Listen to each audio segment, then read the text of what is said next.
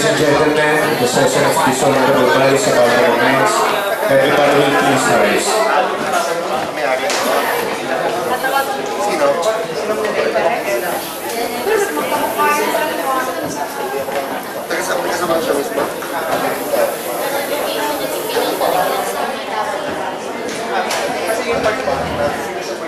As the elected Vice Mayor and Presiding Officer, I'm calling the session to order. Roll call, please. The honorable members of the Sangguniang Panlungsod, Honorable Kathleen Cipriones, Honorable Mark Aris Piluansing, Honorable Maria Concepcion Hernandez Piloso, Honorable Aris Manuel B. Mendoza, Honorable Joel B. Pua, Honorable Raul A. Monte Alto, Honorable Pacilte S. Lifiste, Honorable Yunilo E. Catipon, Honorable Donato Olinato, Honorable Donato Armanfero, Honorable Fermilio A. Macasay Jr., and the Honorable Presiding Officer, Honorable Eric B. Africa. Mr. Secretary, do we have a quorum? We have a quorum. Invocation.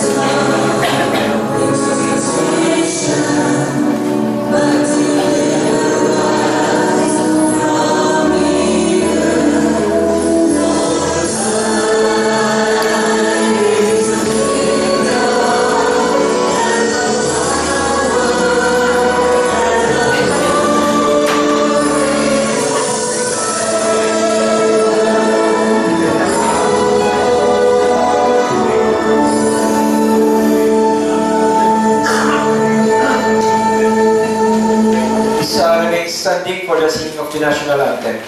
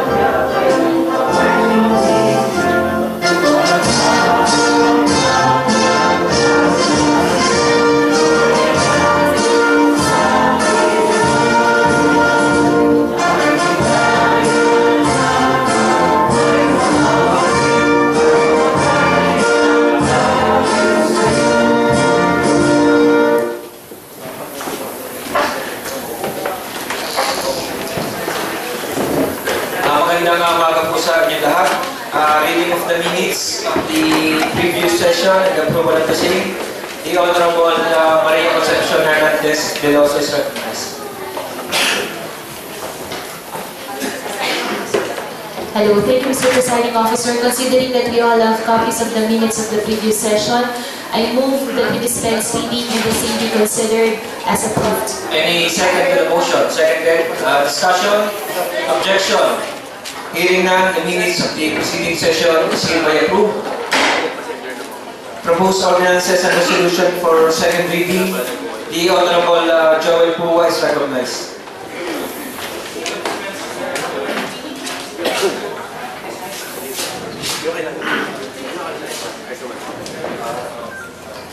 Good morning po, Mr. Chair. Good morning din po sa ating mga bisita sa Red Cross. Nasa iba po natin mga bisita. Reading po, yaman din naman po na lahat naman po ng ating mga kasama na may kopya po ng committee report. I move that we dispense the reading of the committee report. There's a motion for the dispensement of the reading. Any second? Seconded by the Honorable Wansing. Discussion? Objection? Hearing none. The motion duly seconded is hereby approved. Mr. Chair, I move for the adoption of the committee report. Any second? Seconded. Discussion? Objection? Hearing none. Committee report number 2014-011 regarding the request of Ms. Jelly H. Infante for the reclassification of 228 square meter from residential to commercial use is hereby approved. Next committee report.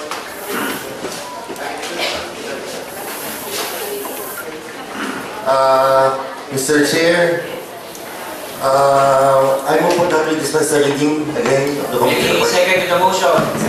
Seconded by the Honorable Viste. Discussion? Objection? Hearing none. The motion duly seconded is hereby approved. Mr. Chair, I move for the adoption of the committee report.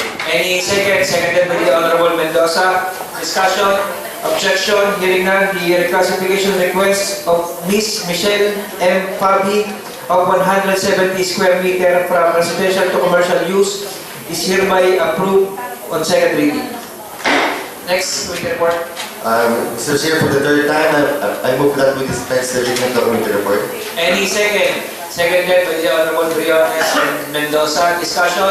Objection? Hearing none. The motion duly seconded is hereby approved. Mr. Chair, I move for the adoption of the committee report. Any second for the adoption? Seconded by the Honorable Mr. Dinato. Discussion? Objection? Hearing none. The request of Mr. Alan Eduardo Danson of 881 square meter from residential to from agricultural to residential is hereby approved for second reading. Business for the day, Mr. Secretary. Business for the day. Number 1, Ordinansa Bilang 2014-02 adopted by Sangguniang Barangay Sico. Pangungulekta ng butaw mula sa mga sasakyang bumaparada sa Refer to kalsada. the Committee on Barangay Affairs. Number 2, let the request of the City Administrator will authority the City Mayor for the passage of a resolution authorizing the City Mayor to enter into MOA with Battery 2 Electric Cooperative Incorporated regarding power bills arrears amounting to 73,206,407.56 covering the period from October 2001 to December 2008, including the bottlenecks and settle account for the real property and franchise taxes amounting to 7,445,510.87. Refer to the Committee on Public Utilities and Appropriations. Number 3, request of Sister Berminia Bananas MSCH for the classification of the property with total area of 426 square meters. Refer to the Committee on Land Utilization. Number 4, reclassification request from agricultural to residential use of Ms. Leonora A. Librada. Refer to the Committee on Land Utilization. And number 5, letter of City Prosecutor Honorable Carlos A. Palelos addressed to the City Councilor Honorable Ferrillo Macasay Jr.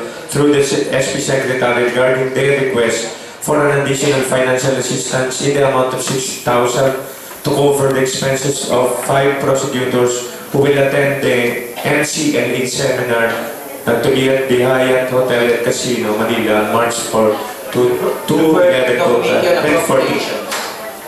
Resolution and ordinances for third and final reading. The Honorable Joel Puma is recognized.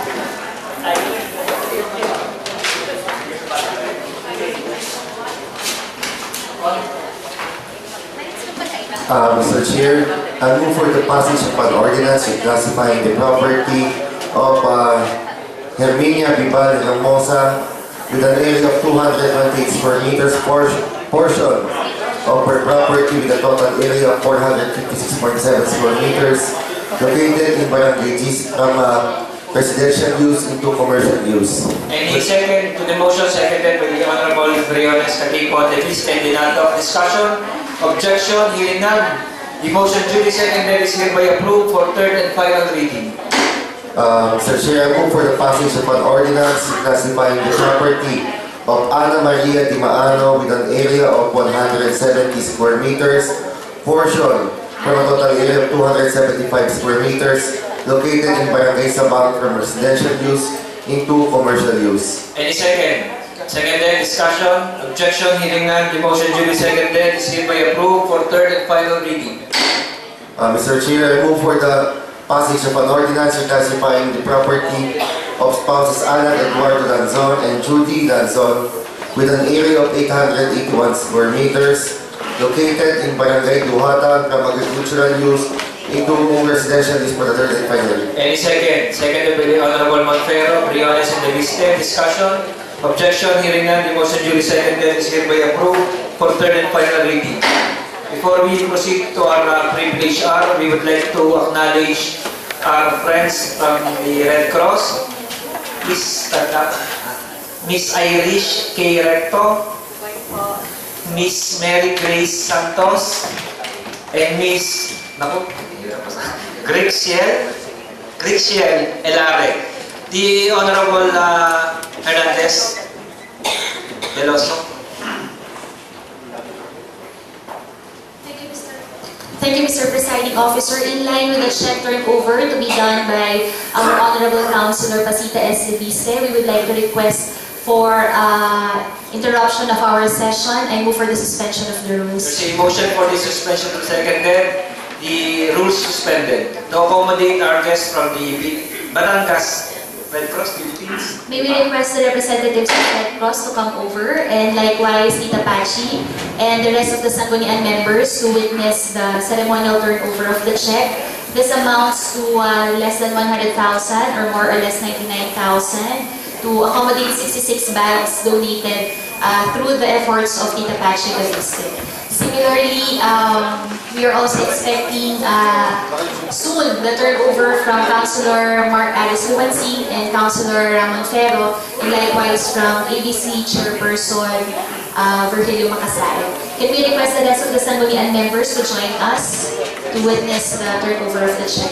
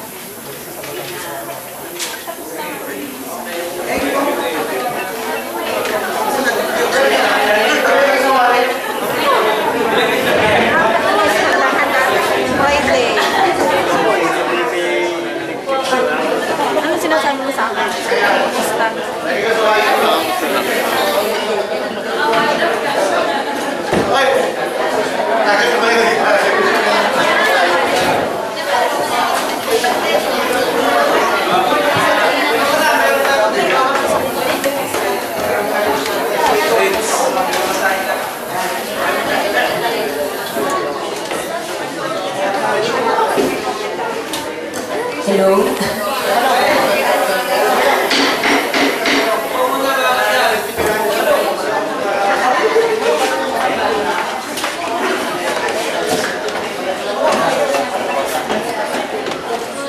Magandang umaga po. As we acknowledge po the support and the help of our Councilor Pasita Leviste, kami po ay in behalf of Philippine Red Cross Batangas Chapter Lipa City Branch ay lubusang nagpapasalamat po siyempre sa local government of Lipa City, sa ating pong Honorable Mayor Maynard Sabili, sa ating pong Vice Mayor Sir Eric Africa, sa ating pong mga konsihal na walang sawang sumusuporta po at naniniwala po sa mission and vision of Philippine Red Cross. Kami po ay nagpapasalamat. And as we acknowledge our councilor, may we present this certificate.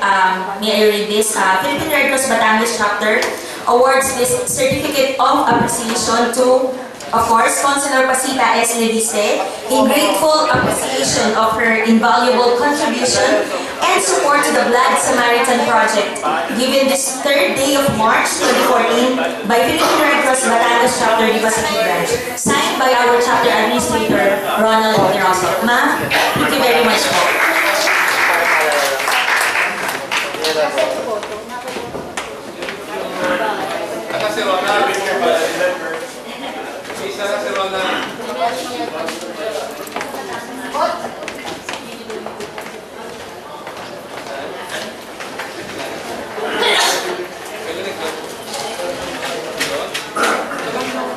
And of course, same certificate is given for her continuous support in all the Red Cross activities. This certificate is given to Councilor Maria Concepcion Hernandez Veloso.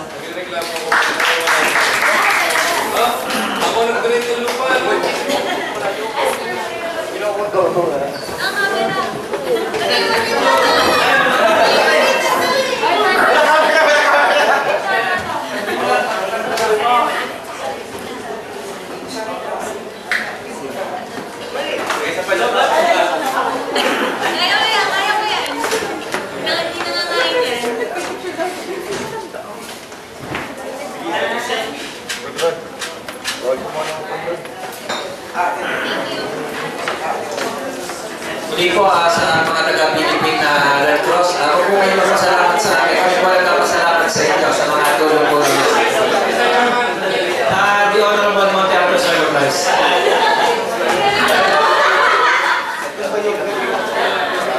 Ako po si Konsihal Raul. Nagpapasalamat po ako at nabigyan niya ng plake ang aking mga kasama sa pagkasilip. Sumusuporta sa gusto ko lang pong tanungin, kasi po nag-donate ako ng lupa diyan sa Pagkaklora para matayuan ang ating Red Cross, di ba? At tayo po ay napagtatayo ng building doon sa tulong po ng aming grupo at saka ng Total Club of Lipa. At yun po ay existing na ngayon at pinakikinabangan na po ng ating mga kababayan, lalo na dito sa Luzon ng Lipa. Tatanong ko lang po, yun po bang operation natin doon para po sa kaalaman ng marami? Yun po ba ay pwede nang kumana ng dugo? Nagpa-process na po ba tayo ng dugo doon? Nakabili na po ba tayo ng rep para sa pag-iimbak ng dugo? Kasi po wala po kaming idea ngayon kung ano na ang nangyayari diyan sa aming idinlay na lupang yan at natayo niya ng Red Cross. Ano po? At ako rin po ay kinocongratulate ko po ang aking mga kasamahan, si Ma'am Councilor Patsy at Councilor Concord. Patuloy na tumutulong sa Red Cross. Ano po? Pwede pong pakisa ba?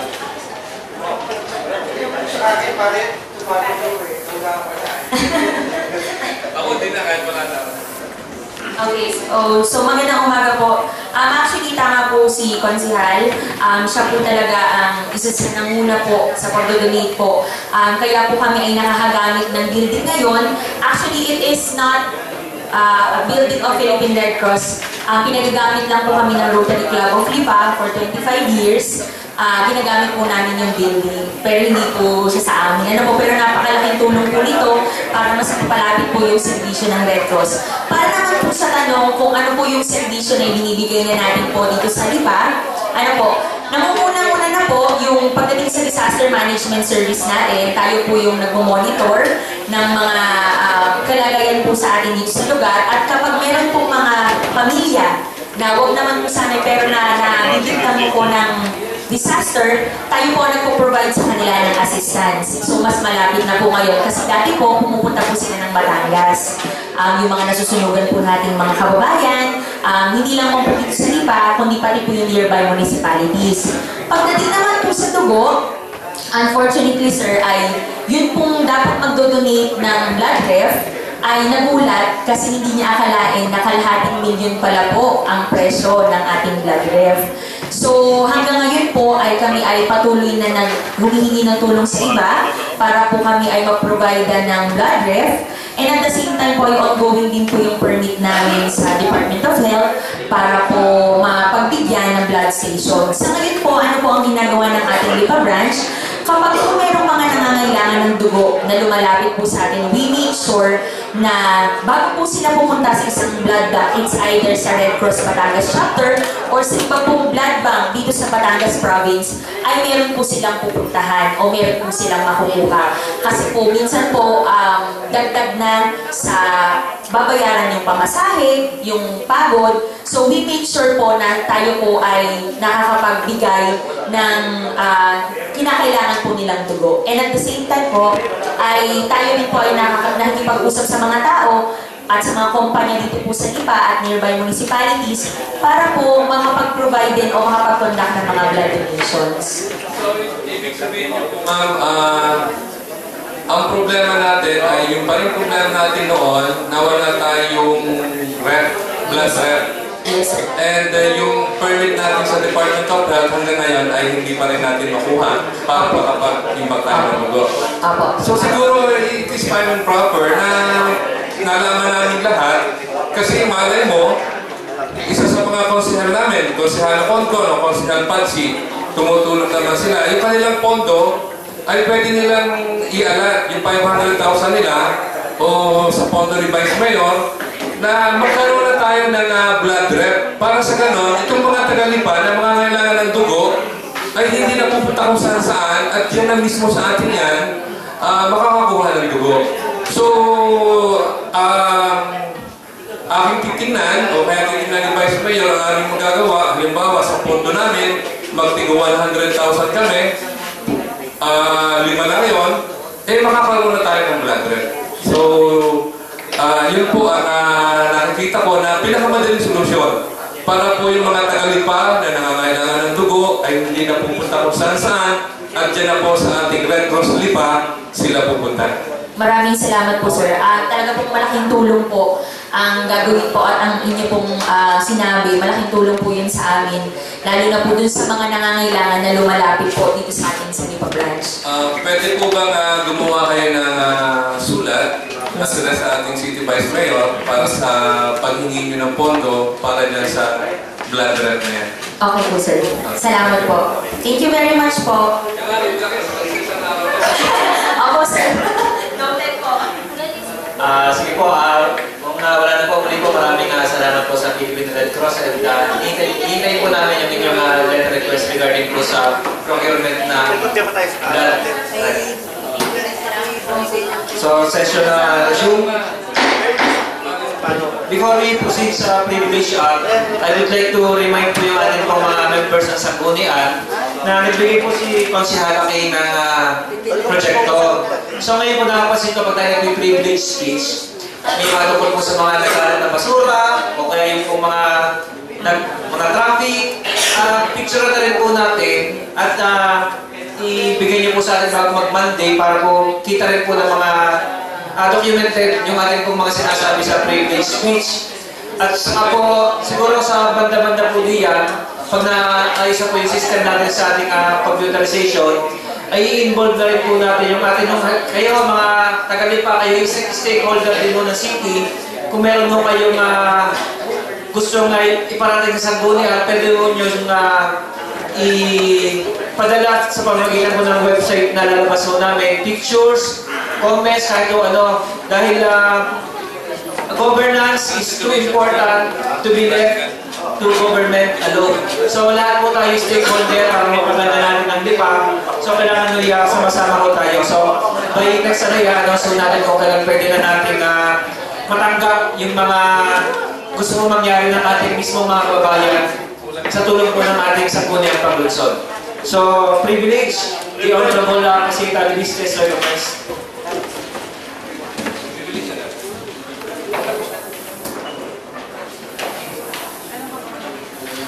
Mr. Chair, sa ating po mga kasamahan sa Sanggunian, sa mga bisita po natin, magandang umaga po sa inyo po lahat.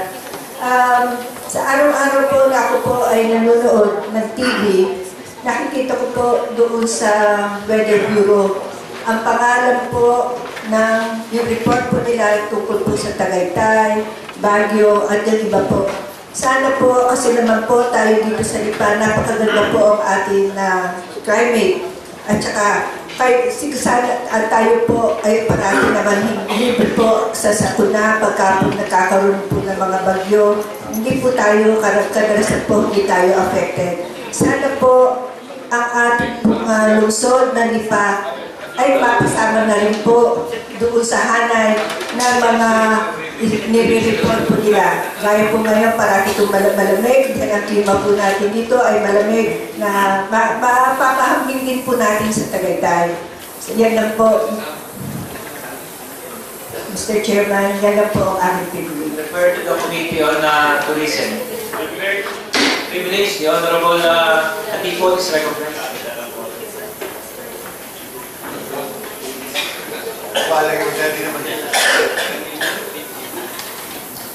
Salamat kay Kalandaran Vice Mayor Eric Aplica. Lahat ng mga bisita, sa lahat ng mga kasama konsyal, sa kasama kong dating konsyal, kagawing mauhay sa inyo lahat. Noong Lunes, ako privilege piece about the pure gold. Doon mo sa pag-violate nila ng isang ordinansa ng Sangguniang Panglunsod.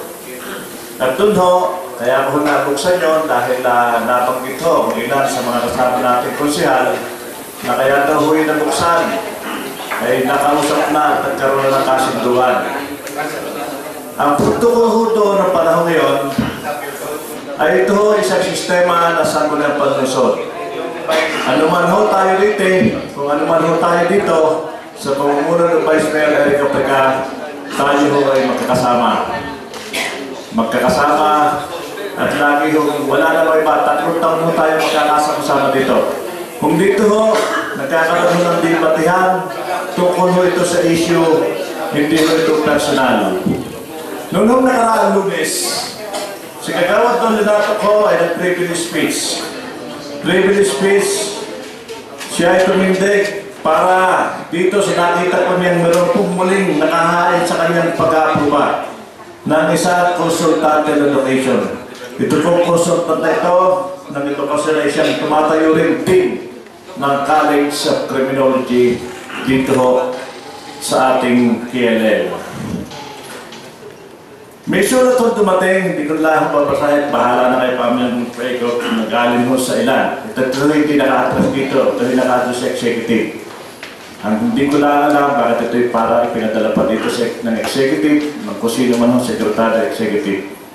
Naalala ko ho, way back 1994. Kasama ko ho si Katoming Mauhay, February 14, 1994. Ini-establish ho natin ang KLL. Sa pag-i-establish ng KLL na kay Bato niyan, ang Board of Trustee. Sa Board of Trustee, doon ho nabubuo lahat ng polisiya ng KLL. May punto ho na si Konsyal doon ay mag-privilege business dahil kalaya niya. Ito lang ang ating karapatan. Dito sa Lungsod na Lipa, dito lang tayo nakakabawi-bawi. At dito rin tayo pwedeng makatulong sa privilege speech dito sa Lungsod na Lipa. Sumulat sa kanya ang mga estudyante at hindi maganda ang tema ng pagkakapunto ng sulat. Siguro, nararapat lamang sa pamamagitan ng chairman ng Committee on Good Government ay matanong natin yung tanong ko na tama baga ang DIN ay maging isang konsultan. Ano baga requirement ng check sa faculty at facilities? Ano ang approve ng check? Faculty line-up, actual na nagtuturo. Gusto ko makita dito. Yung kahong pagkalihitimo ng BS Criminology, hindi ho kami tutol dito sa mga course dito sa KNL. Ang amin ang tinitingnan yung legalidad niyan. Baka ho, ang ibig sabihin ko siya dito, baka ho tayo may kurso. Pamaya ho, naka-4 na taon na hindi ho ito approve ng check. Dahil may punto ho, ang Sangguniang Panlusod. Once na isang bagay o isang construction dito, sa lusod ng 5 ay niraratify natin ho at binabalik dito. Marapat din ho natin niratify. Ang sinasabi ho ng Board of Trustee, respeto ho sa Sangguniang Panlusod sapagkat kung wala hong Sangguniang Panlusod sa pamamagitan ng Vice Mayor Eric Enrica, wala hong magiging pondo ang KLL na yan. Ito hong punto hindi ko siya doon ay kasama ang 10 konsyal ng Vice Mayor.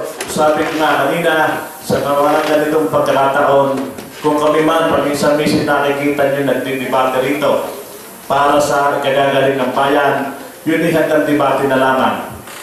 At numbers game ito, kung kami natatalo, wala kaming magagawa, talagang gano'n. Pero itong pagkakataon ito, na isang konsyal ay susunatan at pagbibigtanan. Siguro ang bawat konsyal na narito ay magkakaroon tayo ng isang punto o isang boses sa pamamagitan ng ating chairman ng Good Government na may patawag natin ang lahat ng estudyante ng criminology. Ang sinasabi nilang acting dean na yung dean na yan ay isang konsultan. Mali yan. Hindi pwede maghawak ang konsultan ng isang trabaho. Ito'y konsultahan lang. Tingnan din natin kung hindi sumusweldo sa KLL o kumukuha ng allowance. Ikalawa nga, yun gang require ng check. Ito yung check ang ating pag-uumpisan dito sa faculty at facility. At sa faculty line at natakpan na nagtuturo. Yun ho, narapat. At itong home BS Criminology. Ito pagkaho ay pumasa sa requirement check. Yun lang ho, magandang umaga sa kagalang-galang ng kapulunan. The matter brought up by the Honorable Katipon is referred to the Committee on Good Government. Privilege. Question? I'm declaring a 1 minute, 2 minutes recess. Resume. Honorable Dinato is recognized. Ito po siguro ay halos kadugsong ng privilege speech ni Consel Nilo Katipon sapagkat noong nakaraang Biyernes po ay nawalan po ng pasok ang kolegyo ng lungsod ng Lipa. Nung ako po'y pumunta roon, ako'y nagtataka bakit wala ang presidente, wala ang sekretarya, wala ang registrar, wala po ang teaching force, wala ang mga estudyante. At sabi po sa akin ng gwardiya ay wala pong pasok. Sabi ko, anong meron ngayong araw na ito at walang pasok? Ito ba'y dahil katapusan ng buwan, February 28, ay walang pasok. So, nung tinawagan po natin ang OIC President ay dumating naman po siya doon at galing sa pananghalian, sila naman po ay pumasok muli after lunch. Yun nga naman po ay nakakalungkot, kaya po walang pasok ay dahil brown out. Tinanong ko po, air condition po ba ang ating mga classroom? Hindi naman. So, pwedeng buksan ng mga bintana at makapagpatuloy ng pagkaklase. Ang isang matinding problema kaya po pala nawawala ng pasok kapag ka may brown out ay walang tubig. Sabi ko, bakit walang tubig? Yun po pala yung walang tangke. Walang tangke na para mag-supply ng tubig. So, ang ibig ko po sabihin dito, Mr. Presiding Officer, nawawala ng pasok hindi dahil ito yung opisyal, kundi dahil sa isang kakulangan na pasilidad ng ating kolegyo ng lungsod ng Lipa. At naitanong ko na rin po yung nakaraan ng ating inaprubahan tungkol po sa paglalagay ng clinic ng kolegyo ng lungsod ng Lipa. Ay hanggang ngayon ay wala pa rin po na clinic. At ganoon din po, yung gym ay hindi rin po nagagamit pa hanggang sa ngayon. Pero yun po, ang alam ko ay naka-turnover na, pero hindi pa rin nagagamit ng gusto dahil di umano ay marami pang kakulangan. Ganoon din po ang bawat departamento ay may kakulangan sa mga LCD projector. Ang mga CR ay pagminsan ay hindi magamit ng husay. Maraming tumutulong. Ang pinupunto ko po dito, Mr. Presiding Officer, napakaraming fasilidad na kakulangan ang ating kolehiyo ng lungsod ng Lipa. Nanais ko po ito ay mapagbigyang pansin, matutukan ng komitiba ng ating pagawaing bayan at ng inhinyero sa pamumuno ni Consel Padmon Monfero na matingnan po ang lahat ng kakulangan ng kolehiyo ng lungsod ng Lipa. Dahil kaugnay po sa binabanggit kanina ni Consel Nilo Katipon at aking nabanggit noong nakaraang Lunes na ito naman po yung committee hearing na natin, na ito po ang isang kurso ng BS Criminology na sa malaot madali ay maghihingi na uli ng pondo sa atin upang makapagdagdag ng mga pasilidad. Hindi pa ho natin nako-comply yung mga basic facilities ng kolehiyo ng lungsod ng Lipa. Tapos ito po, meron tayong bagong kurso na hindi pa rin naman ho natin makukumpleto. O kung kumpletuhin man natin ang kanyang pasilidad, ay maiiwan na naman yung mga basic necessities.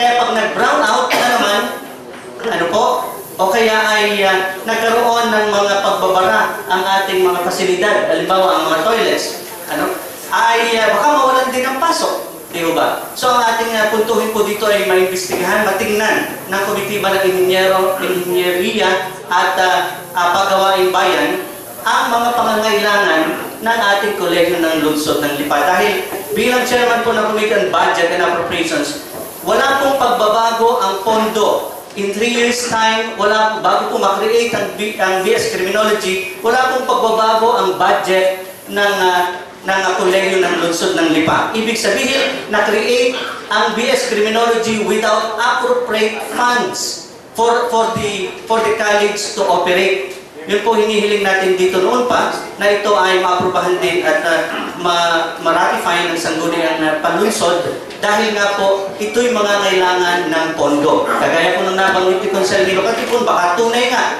na nire-require ng CHED ay isang opisina mismo ng dean. Kailangan ay isang posisyon. Pero paano tayo makakreate ng isang posisyon? Tayo nga po ay sobrang pasalabis sa 45% ceiling. Kaya po hindi na tayo pwedeng mag-create. Kaya ho, baka ito'y ginagawa ng patama. Ano ho ba ang required ng CHED? Ano ba ang sinabmit sa CHED para ito ay ma-aprobahan? So yung mga bagay nito po, Mr. President, hinihiling ko, lalo tigit ang pag-inventaryo ng facilities ng kolehiyo ng lungsod ng Lipa na ating matugunan yung mga basic needs na ito'y ma-refer sa komitiba ng inhinyeriya at ang pagawaing bayan, Mr. Chair. Referred to the Committee on Engineering and Infrastructure. Privilege, the Honorable Makasari is recognized.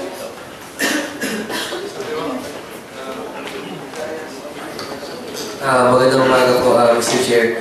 Ang aking pong privilege speech regarding doon po sa nabibigto na isang sa event na in-organize po ni General Di Matatak in coordination po sa ating sa Rotary Club of South na kasama po yata si ating tagalagalang konsehala Conton Hernandez dito po sa group po ito. Dito po kasi sa narating na Marso 8 ay pagkakameron po sila ng parang isang palabas na gaganapin po sa De La Salle Lipa na kung saan po ang magiging proceeds po nito ay gagamitin po doon sa i-discuss sa atin ni General Pinutatak na as far as I can remember, ang lahat po ng ating mga membro po ng ating sangguniang panlunsod ay sumang-ayon na tayo tutulong sa kung ano po ikagaganda ng programa doon po sa SMILE program ng ating ni General at doon po sa Youth Olympics. So ito po kasing gaganapin na Disney for a Cause galing po dito po sa March 8. Ang lahat po ng proceeds dito po ay doon gagamitin sa programa na nabanggit ni General Di Matatak. Na ngayon po sana ay ako hinihiling dito po sa ating ginagalang samahan na dahil po alam naman natin ito yung charge ng ating po amusement tax ay aking pong hihingin after referral to the proper committee ay may exempt po natin dito po sa amusement tax sa kadahilanan ng pagdadala naman po nito ay hindi po pang personal kundi po gagamitin sa programa rin po na na-discuss na rin po ng personal ni General sa ating po sa ulit. Referred to the Committee on Games and Amusement. privilege, the Honorable Monfero is recognized. Good morning, Mr. Chair. Sa lahat po ng aking mga kasama dito at sa lahat po ng bisita. Ang privilege speech ko na to ay regarding po doon sa natanggap kong mensahe regarding po sa mga kabataan na gumagamit ng mga rugby. At ito ay nangyayari sa plaza, dito sa may gilid ng cultural at sa iba pong parlansangan dito sa ating Luzon. So, bilang ako po ang chairman ng Committee on Drugs, ay ako po ang isa sa tinawagan at humiling po sila na kung maaari aksyonan to. So, sa ating mga kababayan na nakakakita at sa tagapaglugar na nakakarating dito sa atin, napakasama pong makita na ang mga kabataan dito sa atin ay hindi lamang po drugs ang problema, kundi pati itong mga rugby at saka itong mga bulkasil. So, hindi po na may refer sa tamang komitiba ang problema ito na idinulog sa inyong likod. Maraming salamat at magandang umaga. Refer to the Committee on Drug Prevention. Privilege, the Honorable Puwa sa recognized. Magandang umaga po muli sa inyo lahat. Ito po ang aking privilege halos konektado po sa privilege po ng ating kagandang Honorable Monfero. Makikita po naman natin na sa iba't ibang bayan po, halos nagpapasa na po sila ng curfew. Ano po, yaman din naman po dito sa atin ay, kumbaga dito po sa atin, meron na po tayong ordinansa po ng curfew. Kaya nga naman po, hindi po ito napapatupad ng tama. Kung makikita po natin, tuwing gabi, nagkalat po yung maraming bata diyan na sinasabi nga po ay bakain ng mga gumagamit ng rugby.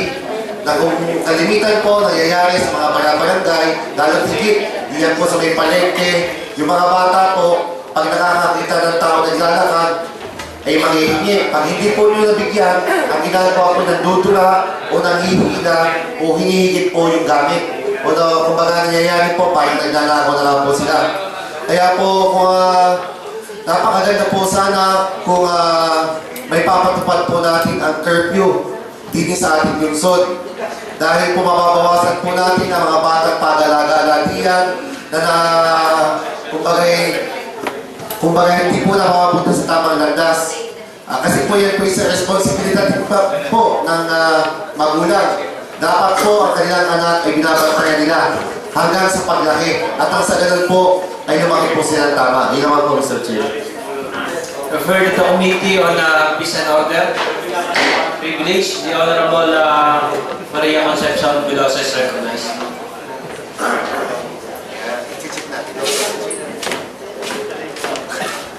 Mr. Chair, meron po tayo mga kasamahan sa barangay na nagtatanong regarding po sa utilization ng dati-dati po tinatawag natin na SK Fund. Dahil po, sangayon po doon sa ating Republic Act 10632, kung saan nagkaroon po ng postponement ng SK elections, ay nakapaloob din po sa Section 4 nito that the fund will be utilized only until the new set of officials have been duly elected and qualified. The Sangguniang Barangay shall use the Sangguniang Kabataan Fund solely for youth development programs. Subalit may nakalagay po dito na i-utilize lamang po siya until the new set of officials have been duly elected and qualified. Considering, Mr. Chair, that hindi pa po sigurado kung magkakaroon ng elections between October 28, 2014 and February 23, 2015, ay akin po sanang minumungkahi na sa nalalapit po na PCL elections ay PCL Assembly ay mag-create po tayo dito sa Sanggunian ng isa pong resolution requesting the assistance of the PCL to fast-track to the Department of Budget and Management or DBM ng set of guidelines para po sa utilization nito pong ating pong youth development programs. Nang sa ganun ay magkaroon po ng access ang mga barangay na nag-allocate dito para po sa kanila pong mga supposedly ay SK Fund. Dahil kung aantayin po natin ang October 28 na hindi rin po sigurado in between that time in February 23, 2015, ay sayang naman po yung pondo na nakalagay po para po sa ating pong youth development program. So I'm suggesting that we issue a resolution requesting the Department of Budget and Management to issue a set of guidelines regarding sa disbursement ng Sangguniang Kabataan Fund. And the same resolution be also forwarded to the Philippine Councilors League sapagkat ang SK Federation din po ay ang kanila pong, if ever mahahalal po na presidente, ay consider din po na isa pong councilor and therefore ay members also of the PCL to request their assistance para naman po magkaroon tayo ng kasapi para po mai-fast track po itong Department of Budget and Management resolution po natin na ito. Referred to Committee on Youth and Sports. The Honorable Makasari is recognized.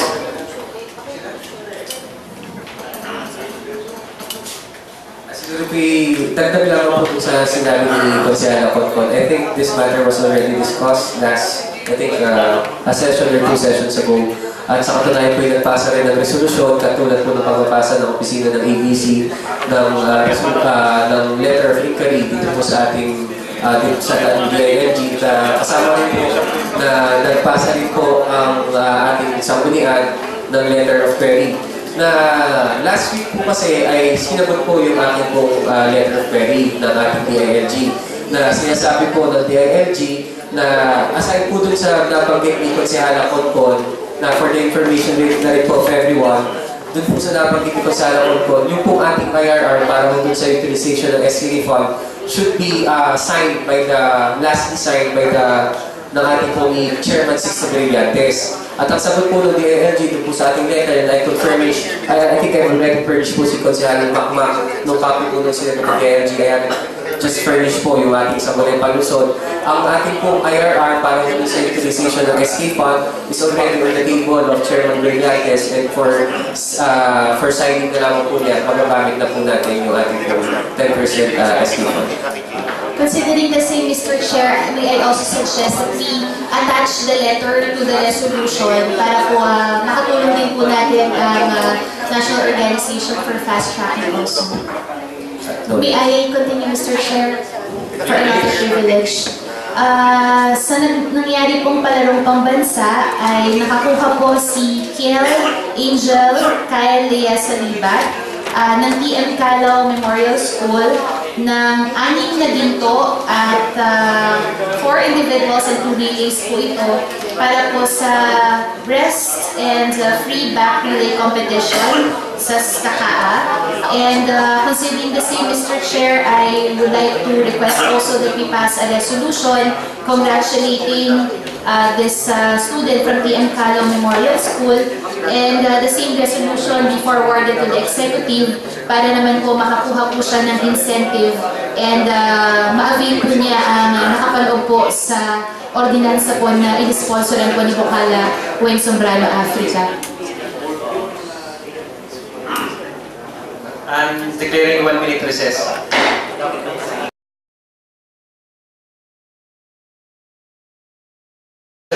Resume.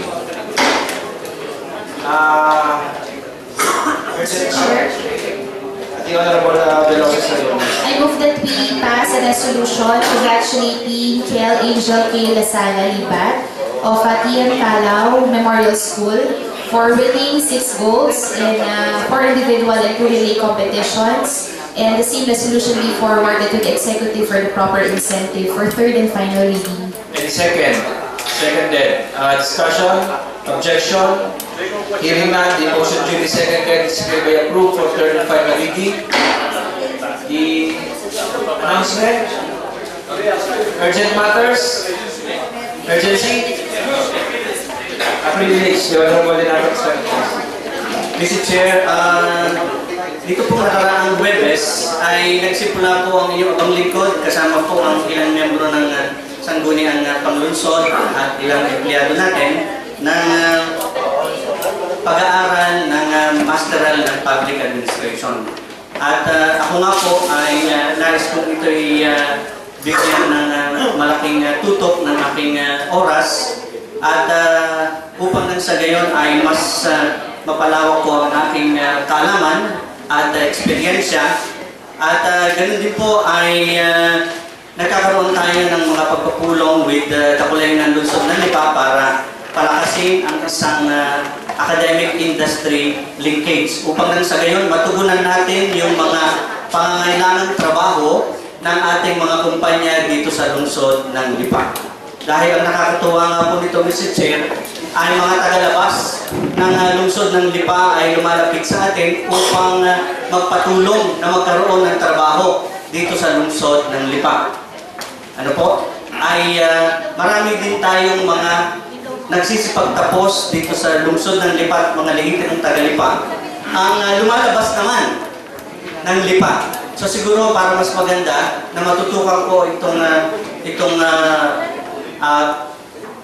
academic industry linkage po ito at ganun din ay sa mga komitibang hawak ko po na medyo may kabigatan ang Committee on Appropriation, ang Committee on Public Utilities at Committee on Education ay sa pagkakataon ito, Mr. Chair, na tayo naman po ay nakapaglingkod na bilang Chairman ng Ad Hoc Committee on Traffic ay nais ko po sa araw na ito ay magbitiw bilang Chairman ng Committee on Ad Hoc on Traffic upang nang sa gayon ay mapagbigyan ko ng mas tuon upang ako naman ay nakafocus. Dahil sa katunayan, ito ay tinanggap natin sa intensyon na tayo makatulong at makapaglingkod sa ating mga kababayan.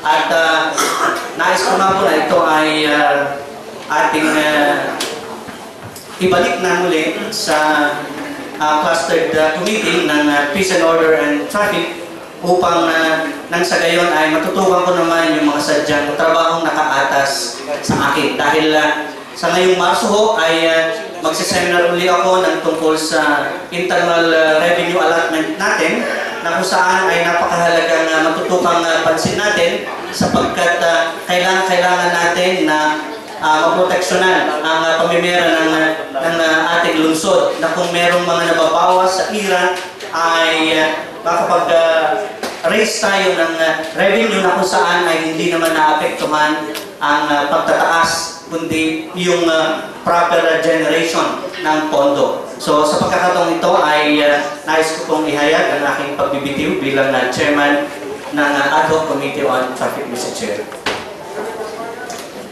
The Honorable Katiko is recognized.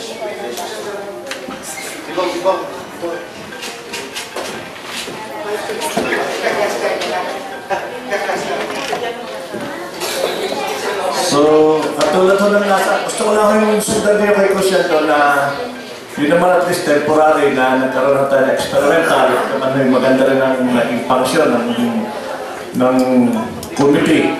At tama lang ho na ito na pagkakataon na dapat nga ho ang chairman ng traffic ay ayusin ho itong nangyaring ito sa Grand Terminal at magiging sample na ho ay may kasama din ng ilang mga driver ho ng biyaheng Tanawan Lipa. Ito ho mga ito ay sumunod doon sa tinalagahan ng mga ating sipos na sila ay pumunta sa Grand Terminal ng Lungsod ng Lipa sa SM. At doon sa pagpunta nila doon, sila ay nilagay sa isang paradahan doon sa kaduluduluhan na malapit na ho sa sulok sa Palintawa. Ang tendency ho ngayon ng mga tao ay ayaw pumunta na tayo sumakay. Lumilipad tumatawid lang ho sa kabila, nandun naman ho nakaabang ang mga klorong ng mga jeep na patuloy pa rin kinukuha ho ng ating TMD, tinotolerate. Ano ho mangyayari sa ating mga kababayan na rito, yung mga lihiting Tagalusod ng Lipa na may biyahe sa Tanawan Lipa? Ito isang sampol. Kaya siguro ho, Sir Don, ay maunawaan natin ngayon kung bakit ho nag-reside sa Ad Hoc Committee ng Traffic. Ito na ho. Katulad din ho nangyari ito doon ho sa tinatawag nating terminal o yung bus stop ho doon ho sa may Big Ben. Napaganda ho natin. Umalis ho ang bus, pinaganda, ayos ho, maluwag. Pero ano ho kanilang iniwanan doon? Ang mga nagugutom na magtitinda doon sa bus stop. Wala na hong bumili. Sino bibili doon? Wala hong bus na pupunta roon. Ano sa dahilan nila? Inalis lang naman nila yung basa, magtitinda na may hindi. Ito ho yung sinasabi natin. Gising ho ang mga taga-Sangguniang Panlusod. Naawa ho tayo ng Sangguniang Panlusod. At ito nga ho, pagkakataon ito, ay atin hong hinihimok na ang sipos na dalhin na dito ang draft ordinansa nila. At makita na ho na Sangguniang Panlusod kung iyang pagkaho ang magiging solusyon ng ating traffic. Sapagkat yan yung nangyayari sa ngayon ay wala hong pinagkahawakan ang sino man na batas dito sa Luzon ng Lipa na dito sa bago nilang eksperimentong ito ay ito yung tumagal na ng tumagal ay siguro na para napapanahon na magkaroon na ng tunay na traffic ordinance ang Luzon ng Lipa. Amyendahan na ho yung luma at ito na nga ho ating gawin. At ito na ho ang ramdaman natin na solusyon. Biyaheng Tanawan, inilagay sa SM, ang akala natin gaganda ko lang hanap buhay. Lalo hong nawala ng pasahero mga yan. Isa ho sa mga sample. Yun hong pa-stop na iniwan natin para ho ilipat ang bus sa terminal. Naiwan ho doon yung mga magtitinda walang bumibili. Ay tuloy ang renta nila. Yan ho mga problema na dapat marinig din ng ating executive para ho masolusyonan na ito. At ito ay nakahanda siguro ang Sangguniang Discussion? Privilege, the Honorable Mendoza is recognized.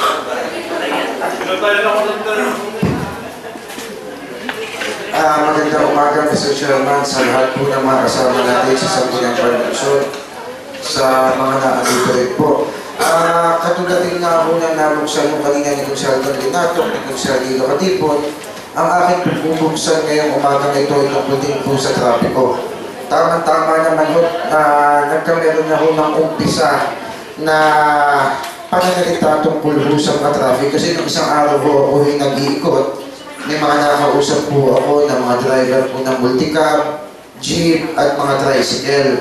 Ang tanong po sa akin ay kung Sir Bibong, bakit po meron pong mga sasakyan tayo ngayon na bumabiyahe na lumalabas po ng linya? Siguro ho ay yun ang sinasabi nila na out of line.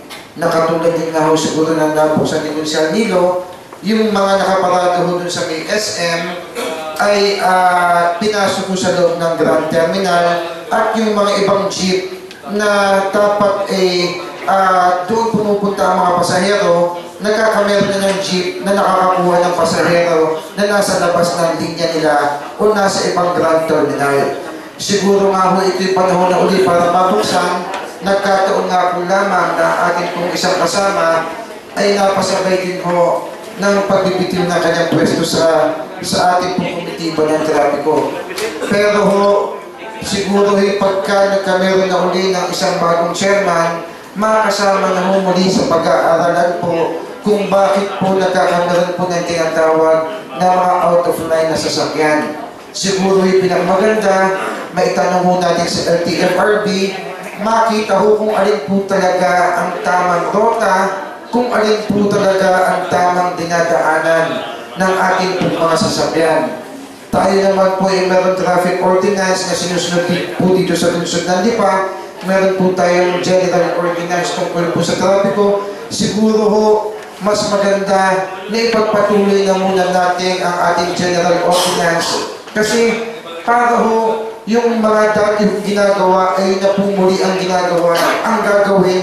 At kung tayo po experiment at hindi naman po rin nakakaluwag sa ating trapiko, ay siguro ay mas maganda ay status quo na lamang muna natin yung mga bus stop, yung mga jeepney stop, yung mga pwedeng parking na lagyan. Kasi pag pinagbago-bago ho natin, hanggang hindi po tayo nakakapagpasa ng isang general ordinance, malilito po ang mga tao, malilito ang ating mga drivers na gumagamit po ng ating lansangan. Siguro mas maganda kung meron na po tayong bagong chairman o kung ito po ibabalik po natin at sasama uli sa peace and order. Sana po'y mapag-aralan po uli ng lubusan. Sana po'y maipa-implemento na ho natin ng maaga para naman ho ang ating mga kababayan ay hindi po nahihirapan. Yun lamang po, Mr. Chair. comment from the chair. Yung pong kay Consel Dinato ay temporary lang po yun. Yung po is kanya po pagiging ad hoc committee chairman ng traffic, yung po yung regards lang sa experimental.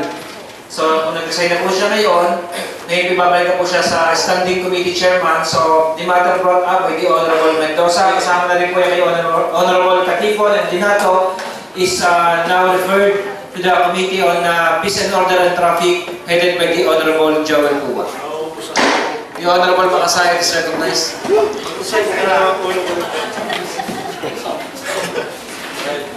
Mr. Chair, napag-usapan naman po kanina yung sa traffic ko ng ating tatong meeting na konsehal.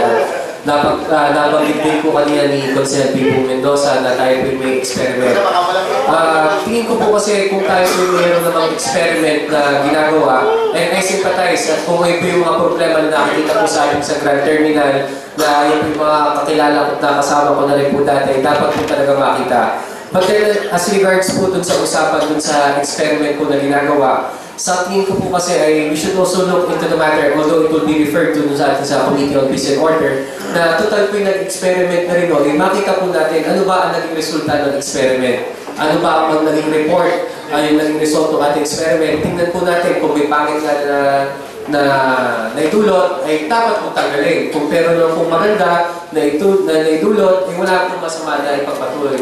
But then again, total, ang aking na po punto dito, yung total, nandyan na po yan, at nagkameron po tayong experiment, meron na po tayong informasyon na nakuha. Informasyon na pwede na po natin gamitin, na pwede pong ipatigil kung kinakailangan, pagpangit po yung naging resulta, at informasyon kung tama naman yung naging resulta dun sa ating trapiko. This is, hindi po dito konektado dun po yun sa mga nakaparada, but this is in regard dun po sa trapiko po mismo natin na, kasi po kung tayo po mag-i-implementa at magkakalit ng isang bagay, kasi po, basta kung merong change na nangyayari, ay lagi kung merong magiging hesitant at yung mga nagsabi nila na sumusunod na dito sa ginagawa natin na bago, ay syempre sila naman yung mali nito at syempre magugulo naman yung patas. Ang sa akin naman po, yung mga nakuha na natin informasyon doon sa ating experiment yung nagawa, ay huwag po natin basta-basta bibitawan. Tingnan po muna natin kung ito po yung mga gamit muna natin bago po natin tumitawan kung gamitin nga po natin sa tama kung kinakailangan.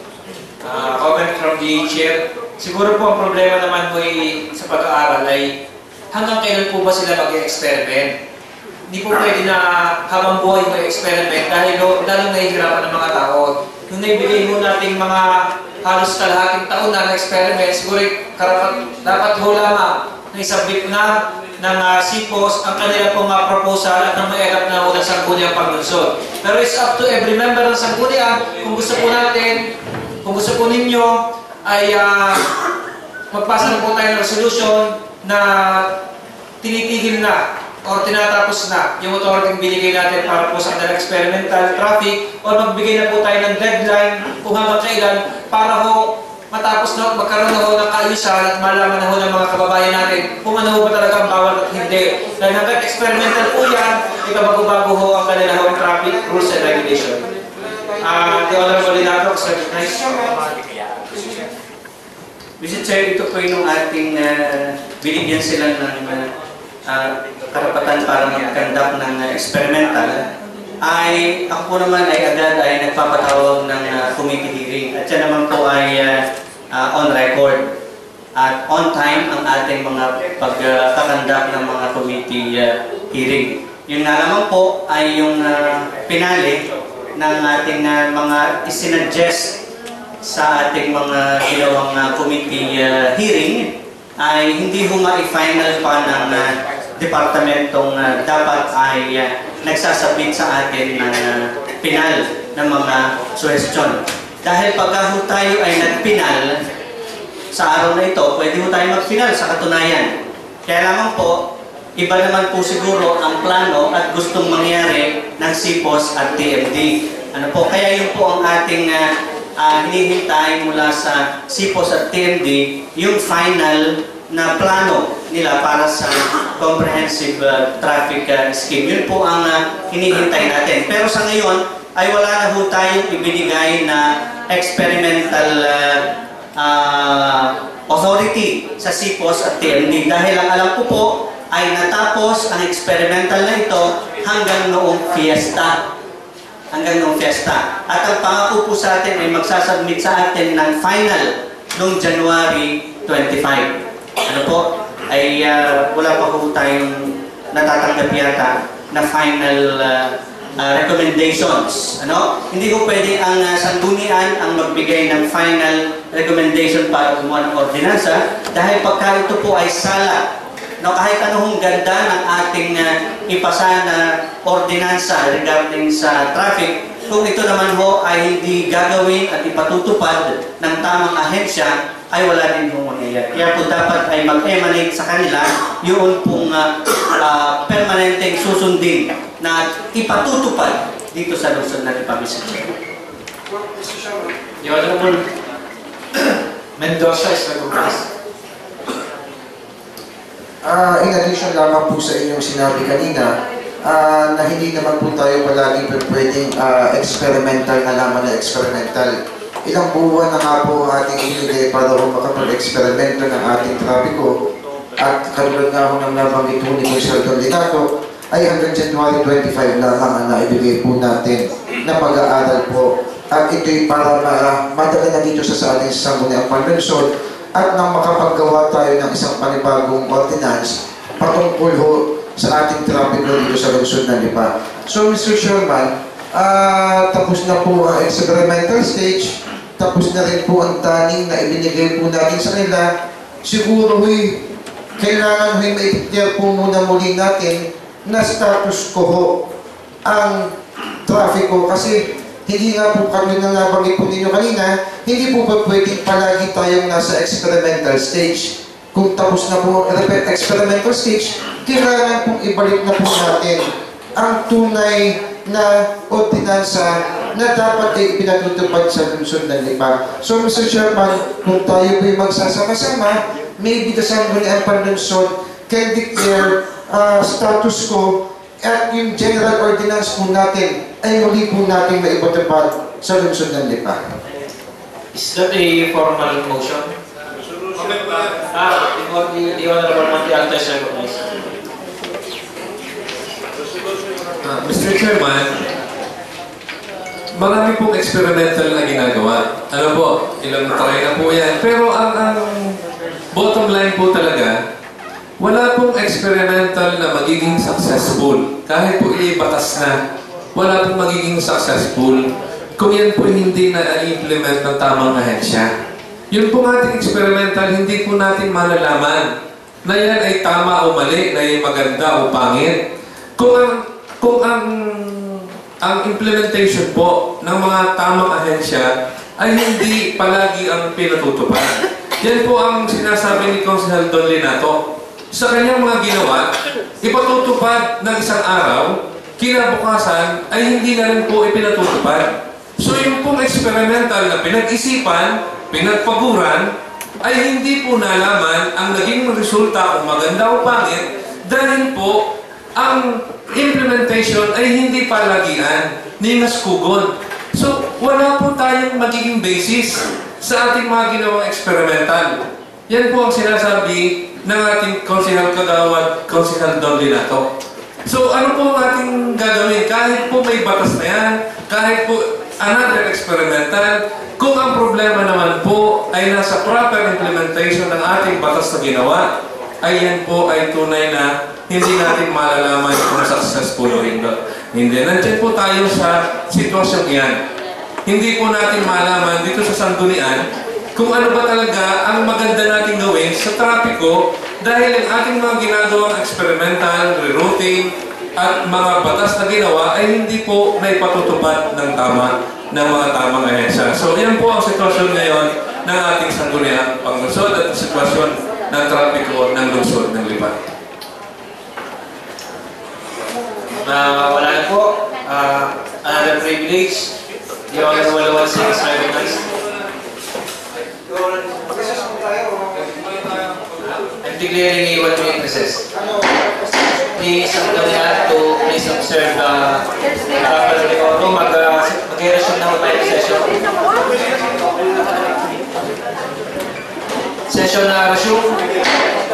The Honorable Tipon is recognized. Binabasa ko yung minutes kanina. At yun yung ad hoc committee, wala naman yung persahan nagpa-resign sa kanya, kundi voluntarily nag-resign siya, pinigay niya reason niya na siya nag-resign yung sa ad hoc committee ng traffic. At yun naman experimental on the record na January 25 ay dapat matapos na. So I suggest sa Sangguniang Panlusod na kung nakita mo natin yung statement kanina ni Vice Mayor Eric Aplica na yun naman experimental, nag-opinion si Consihal doon na ito'y talagang ginagawa niyang paraan, ay mahirap, nag-resign na siya. Nagsalita ho ating presiding officer, katulad doon na statement ko kanina, na siya patuloy na ang experimental na ito. So atin yung i-report ko, kung may papayag, i-report ko natin yung experimental rerouting ho ng traffic, ibalik muna ho natin sa dati, hanggang sa hinihintay ho natin yung ordinansa na ginagawa ho ng SIPOS. Sa ngayon ho, hindi ho maaaring hinihintay natin yung ordinansa ng SIPOS, revoke na rin ho experimental, wala hong tatakbong ordinansa sa Luzon na Lipa. So I suggest, sumasama ko kay Vice Mayor Eric Aplica, ibalik muna ulit yung lumang ordinansa, i-implement. Kung kailangan lumipat na ulit ang bus-stop muna para samantala doon sa bus-stop, ang mga driver ng jeep na biyahe Tanawa kasama ko din, makapamasada na ulit kung saan. Importante muna, siguro karibok yan, 1 linggo, 2 linggo.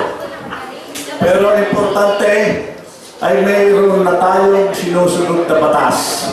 Dahil na experimental ay sinabi na ng Vice Mayor, ng presiding officer, siya ang head ng departamento nito. Ikalawang punong Luzon na start na muna. Ang experimental tapos na, nag-resign na ang chairman, wala akong duda. Dapat itong ibalik na natin ang lumang ordinansa hanggang inihintay natin yung bagong ordinansa na ipopropose na executive sa Sangguniang Panlusod. Any second to the motion? Seconded by the Honorable Mendoza. Discussion? The Honorable Mendoza is recognized. Gusto ko lamang linawin po kasi yung ating ipapasang resolution. Ang sa ating pong resolution kasi ay declaring lamang po ng status quo doon sa ating pong traffic ordinance because the experimental ordinance or experimental traffic routing we give to our executive department ay automatic po ang revocation noong tumigil po ang pagbibigay po natin hanggang January 25 ng authority. So, ang resolution ay ang pagiging tema po ay magkameron po ng status quo sa ating pong traffic ordinance. The Honorable Makasahe is recognized.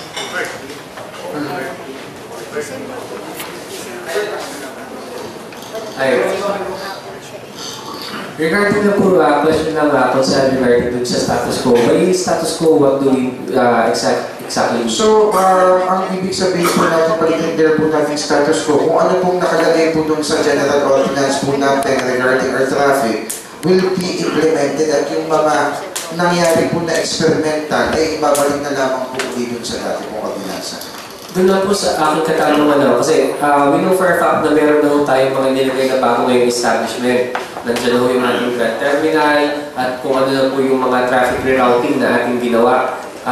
Yung pagsasaayos, kung di man po traffic rerouting, meron po tayong mga in place na mga rules regarding po dun sa ating sa traffic. If we reverse back doon po sa ating general ordinance and we declare status quo, ano po naman ang magiging epekto nito doon sa mga existing na ginawa natin?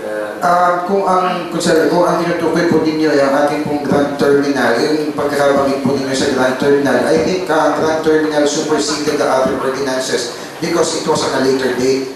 Pero Grand Terminal lamang po yun. Pero ang bus stop po na sinasabi na pwedeng loading and unloading dun sa mataas na lupa ay kasama po yung sa ibabalik po natin sa status quo. So pwede na rin po ulit tigilan ng ating pong mga buses kasi po ay ito ay declared as bus stop or loading and unloading. Yes po, I agree with that doon po sa ating mga bus stop at sa ating mga buses. But I'm also referring po dun sa ating mga ibang sasakyan, dun sa mga jeep na mga pumapasok po dun sa Grand Terminal na I'm pretty sure, but, sorry, I'm not that sure, but tingin ko po dito po sa sitwasyon po natin sa Lipa, kasi syempre yung may mga ibang mga terminal ng jeep, totally inilagay na po natin yan sa loob ng Grand Terminal. Yung mga pinag-alisan nila na terminal po dati, eh baka naman meron ng mga nakalagay ngayon doon. At meron nung, hindi ko po alam, maganda po rin yung ma-check din. Ang concern ko lang naman, pag binalik po agad natin, tapos meron na pala dun sa mga inalisan, mga jeep o mga multi-cab, ay may mga nakalagay na, ay saan naman po natin ilalagay yung mga jeep at saka yung mga multi-cab na akin po binabagay. Sa tingin ko naman po, yung mga dati yung mga paradahan ng jeep at saka ng mga tricycle ay wala pa rin mga gumagamit hanggang ngayon. At siguro naman po ay anytime everybody ulisip na bumalik dun sa lugar na iyon. Kasi po hindi naman po kaagad din na ilipat noon ang Grand Terminal at ito po yung ilang beses po papunta po, paulit-ulit ang paglipat sa Grand Terminal. So hanggang sa ngayon po maluwag pa rin po yung mga dating na paradahan. At sa tingin ko naman tatanggapin uli ng ating pong mga drivers kung ito ipapalik po uli natin sa original po natin na ordinansa. Don't get me wrong po, I agree dito po sa sinasabi ni ng ating chairman kanina na paso na nga po yung ating authority na binigay kanina. I just want to make the assurance na kung sakasakali babalik po tayo sa ating general ordinance, everything will go smoothly. Sa akin po kasi kung kinakailangan na kahit bigyan ng one, siyempre po, it's decision po ng ating body. Ang sa akin lang po yung masigurado na kung ibabalik po, ay makasigurado tayo na may babalikan. Na ito po yung napag-usapan lamang po natin ngayon kasi nga ay binili nga pa sa privilege speech. Siguro po yung mas maganda rin bago tayo gumalaw, ay makita ko, ako po, personally lamang, ay makita ko na before agreeing with this, ay makita ko po na pag ibinalik ko ay may babalikan at wala nang magiging problema para hindi po mag-cause ng dagdag pa ng problema. Don't get me wrong, doon po naman as far as legality is concerned, ay paso na po yan at automatic naman ay balik na po talaga dapat dun sa general ordinance. I just want to make the assurance for everyone po sa ating mga gumagamit po ng ating transportation na hindi po magkakalala. The Honorable Atipo Israel. So, on the record naman, appreciate yung mga side na ibalik yung ordinansa. Wala naman ho tayong choice. Talagang ang choice na alam natin ay yun ang ordinansang luma ipa-implement. Ito ang 2007 na General Ordinance on Traffic. Wala ho tayong makagawa kondisyon din yun. So, yun yung sinasabi ni Atty. Makasait, hindi siya na rin ho magparating sa CIPOS na maggawa ng bagong ordinansa para ma-amyendahan natin itong General Ordinance ng traffic ng 2006 para kasi mahirap natin i-hold na ngayon ang mga sasakyan na yan, kaya sa terminal na Grand Terminal na yan, una-una kung ang dahilan talaga hindi naman sila kumikita, ano yung sisiksik natin diyan kung hindi rin naman natin makontrol ng TND, yung pamamasada doon sa labas, doon sa Ayala Highway, katulad ng sampol, kasama natin din yung mga driver ng biyaheng Tanawa. Hindi lang ho yan. Mataas sa kahoy, matagas lahat ng sektor. Kaya ho, itong atin hong ginagawa ito, ay sa legalidad ho ng traffic sa bayan ito. Hindi ho ito portikwan ating papasa na solusyon, ay hindi ho natin. Baka laan ho tayo sumapit kung hindi ho natin paalalahanan ng executive na ipa-implement nila muna na pansamantala o pansamantagal ang lumang ordinansa hanggat hindi pa ho nakakagawa ang sangguniang panlusod ng amendment. The Honorable Monte Alto is recognized. Mr. Chairman, yung po ating traffic experimental routing, yun po ay may deadline. Yun po ay tapos na noong January 25, 2014. Kaya po, ang ating pong dapat ipinatutupad ngayon, since hindi po sila nagpa-approve ng bagong traffic ordinance, ang sinusunod na po ngayon ay yung po ating existing na traffic ordinance. Wala po tayong dapat bigyan ng status quo. Sapagkat ang sinusunod na po natin, sapagkat natapos na po yung experimental natin ng January 25, ang ating pong dapat na sinusunod at pinatutupad ay yung pong dati. Kaya po wala tayong dapat bigyan ng status quo.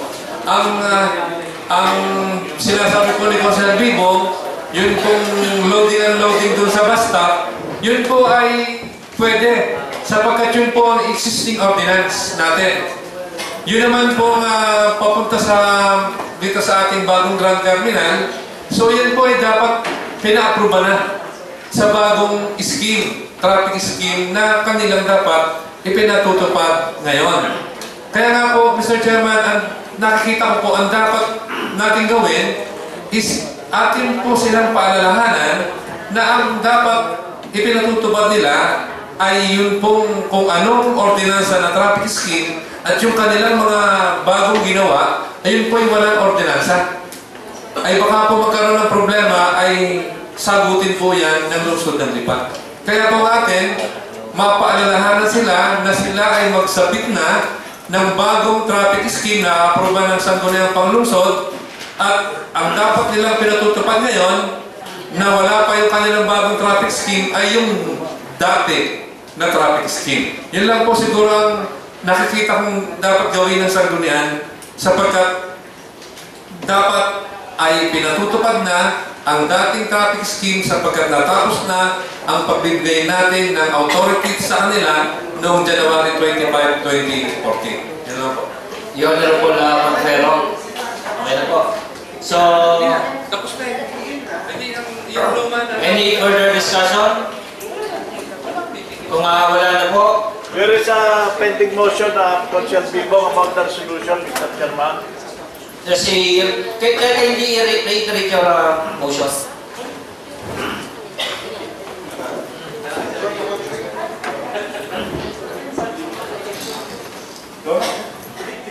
Resolution requesting the Chief Executive or directing the TND na may implement na nila yung lumang ordinansa for the reason na tapos na yung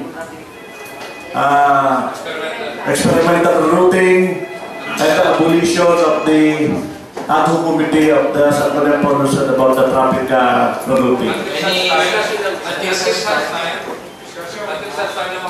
Until such time that the new ordinance of or the amendment of the ordinance on traffic will pass on this Sangguniang Panglungsod. Any second to the motion? Seconded? Discussion? Objection? Discussion? Discussion? You have no makasayang sa Question lang, regarding dun sa ipapasa na resolution, kasi we're going to pass a resolution, as said earlier, directing. But we know also for a fact that by the fact that yung ating authority po na binigay dati ay paso na, ay automatic na rin naman na existing. Yung question ko lang po yung sa word na directing yung po ating po. Yung requesting po siguro would be more probable term kasi existing na naman yung resolution kaya nga sinabi ni Consul Raul ay paso na rin naman yun. So we don't need to direct because the ordinance is already existing. Any further discussion? Amenable to the request of Consul Makasait, resolution requesting the Chief Executive of the TND for the implementation of the General Ordinance Number 9 Series of 2008. Any objection? Hearing none, the motion duly seconded is hereby approved for third and final reading. I move to adjourn. Yes, Mr. Chair. Actually, resolution for third and final reading with the express permission. Yes, Mr. Chair. With the express permission of Councilor ABC Attorney Makasait and Councilor Mark Aris Lubansing of the Committee on Youth and Sports, I request that we pass a resolution requesting the fast tracking of the implementing rules and regulations with COMELEC addressed to Chairman Sixto Brillantes and likewise to the Department of Budget and Management pertaining to the guidelines on the disbursement of the Youth Development Program Fund and all its implementing regulations pertinent thereto for third and final reading, Mr. Chair. Seconded by the Honorable Lubansing and Makasait. Discussion? Objection? Hearing none. Motion duly seconded is hereby approved for third and final reading. Urgent matters? Mr. Chair. The Honorable Veloso, sir. Might I request also that the same resolution be forwarded to the PCL leadership through the effort of our very own board member president, Honorable Kathleen C. Briones, to be submitted to the General Assembly of the Philippine Councilors League come March 5, 6, and 7 for your third and final reading. Any second? Seconded discussion, objection, hearing none. The motion duly seconded is hereby approved for third and final reading. Urgent matter, Honorable. May I request for the realignment of 50,000 pesos from the traveling fund to the fund for seminar of the Sangguniang Panlungsod, and 50,000 also from traveling fund to other MOE for third and final reading. Any discussion? Any second? Seconded discussion, objection, hearing none. The motion duly seconded is hereby approved for third and final reading. The Honorable Veloso. The Honorable Vistes recognized. Urgency.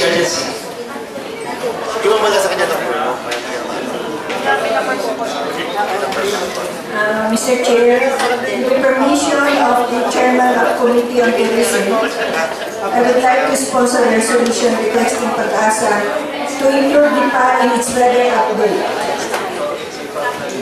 Any second? Seconded discussion, objection, hearing none. The motion duly seconded is hereby approved for third and final reading. The Honorable Conferro is recognized.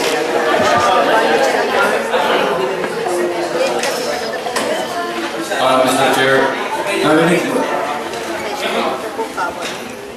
narinig po natin kanina sinabi na natin ang magandang na IBC Attorney Councilor Makasahit regarding po doon sa request ng Philippine Air Force doon sa kanilang gagawin niya project dito sa Lipa. At ito ay mangyayari na yung March 8 na. So, I go for the urgency of the matter discussed by agency Masa.